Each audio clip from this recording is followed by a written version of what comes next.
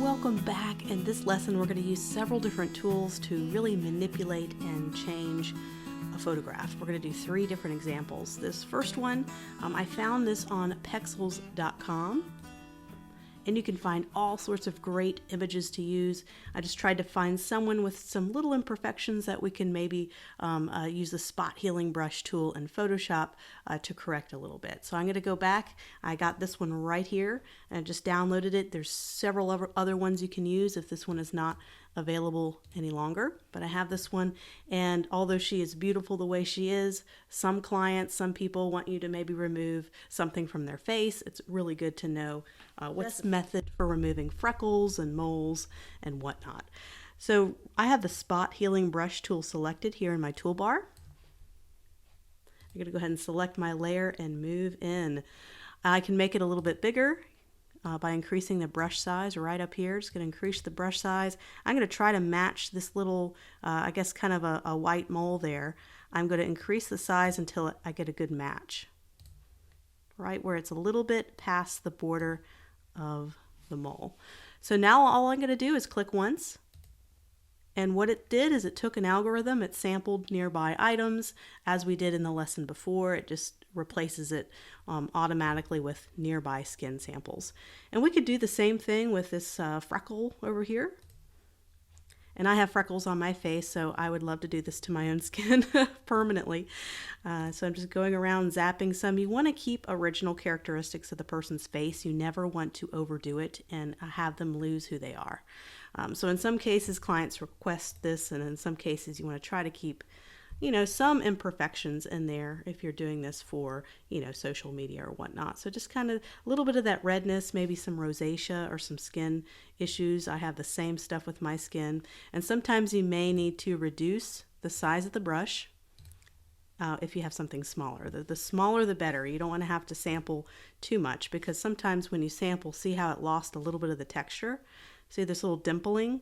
And when I did that, it took nearby samples, but it didn't quite do the same texture all over. So you have to go as small as you can in terms of the sampling, just enough to cover it.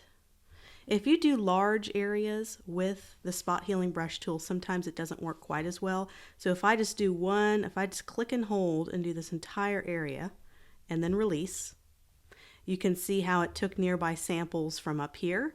But that's not, the skin is very different on the nose than it is on the cheek. So this is more oily and more shine, has more shine to it. So this is really just for tiny spots, to zap. So this was the spot healing brush tool in action. Let's say we want to go ahead and get rid of all this redness here. One thing we could do is we can do this manually. So instead of using the little tool that they have where it automatically takes samples, we could do it ourselves manually with the clone tool. So this is the clone stamp tool. So I'm going to have the clone stamp tool selected. And what I'm going to do is I'm going to hold down Option. And when you hold down Option, and I'll show the Windows equivalent button that you need to press. If you hold down Option, you'll get this little sample. So I can pretty much move this around and I can click anywhere I want to sample. And I like to click on the nearest skin nearby. So if I have a little bit of the nose here, I'm going to want to sample right here. So I'm going to go ahead and click once. I'm still holding down that Option key. So I took my sample. So now you can kind of see a preview of what it would look like if I started to paint with this brush. So it took a sample. So now I can go down here and I could start to kind of paint on, and you can see this little addition sign at the top. That is the spot, or little crosshairs, I guess you could say. That's the spot where it's sampling. So you can see how it's taking an exact copy right there. And you can go back and take another sample. So if I want to take a sample of this area. And what I find with the clone tool is a lot of times you'll have to take lots of samples and fill it in, almost like painting a picture. So I may want to take a sample from down here to get that color and paint it on. But instead of painting 100%, so you see where they're clashing, I like to blend it a little bit. So I'm just going to go up to my opacity. And so this is basically your transparency. It's going to make it more opaque. So I'm going to cut it in half so it's not full strength. There's a little bit of transparency. And so now it'll blend a little bit better. It's going to bring some of the top and the bottom together. So I'm going to hold down Option on the top, blend that together, make a sample on the bottom, hold down Option. Going to get my sample. I just clicked once, release, and then paint.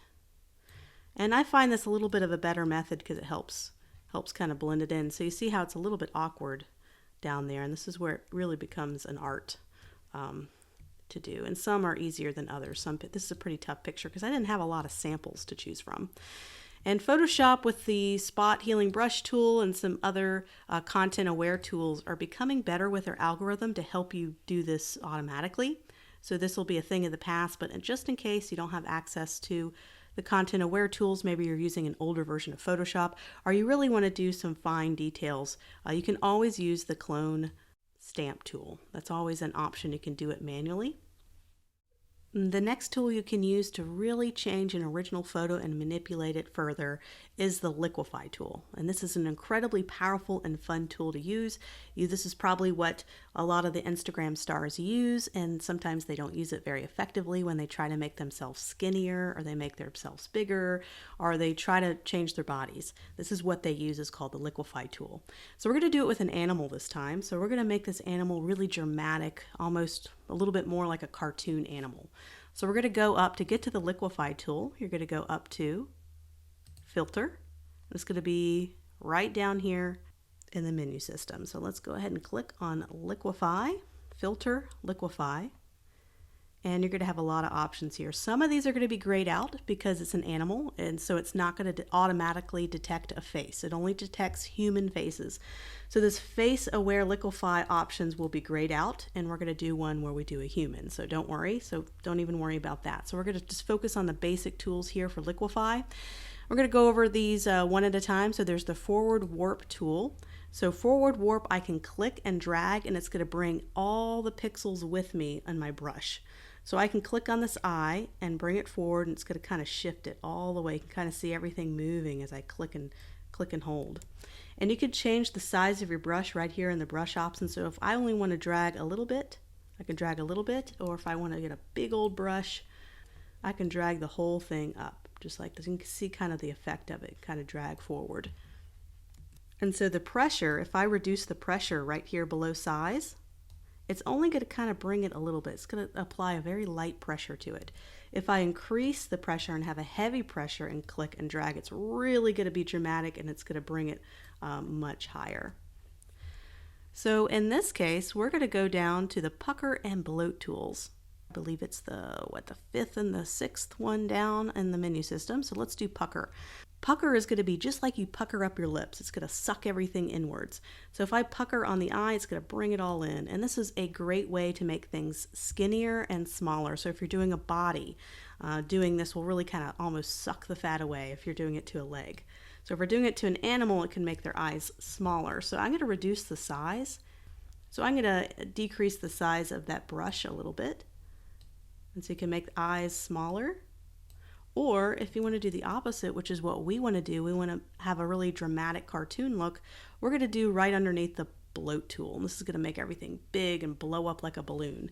So we're going to go over the eye and click and hold, and then click and hold. And you have this really big cartoon-like eye going on here. And so you'll notice when I do this, the nose is affected. And I really just want the eyes to get bigger. You know, how do I do this tool and just affect the eye? Well, first of all, you can decrease the size, and it kind of helps. But what I want to do is block certain areas from being affected. So let's go ahead and bring that down. And there's something you can do. It's called the freeze mask tool. It's right down here. We can paint on areas that we don't want to be affected by the tools up here. So let's say I don't want the nose to be affected. I just want the eyes to be affected. So I can kind of paint around here, and the red indicates that it will not be affected by the tool. So I can paint around there, and then I can go back with my bloat tool.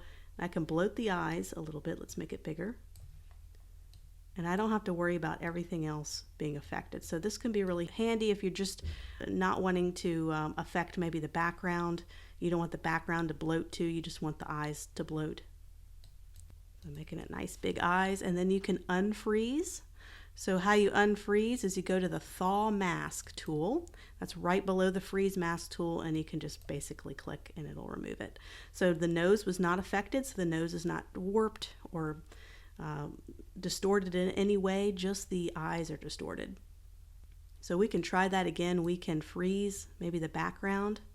We just want to maybe make the ears a little bit bigger, the body a little bit bigger. You can also isolate this from the background too, so that you don't have the background involved in all of this. That's another thing you could do. And there's one I want to go over too. We're not going to use it as much in this case, but the twirl, this will literally, if you click and hold, it'll just like really twist it. So that might come in handy if you just want to slightly tweak a face. But I don't use this one as much, but it can come in handy when you're doing some really cool background textures. If you have big blocks of color, you can twist them and make really cool patterns and background textures.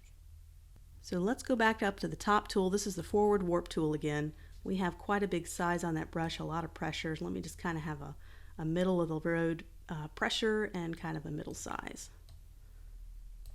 We could just make adjustments, bring out that ear.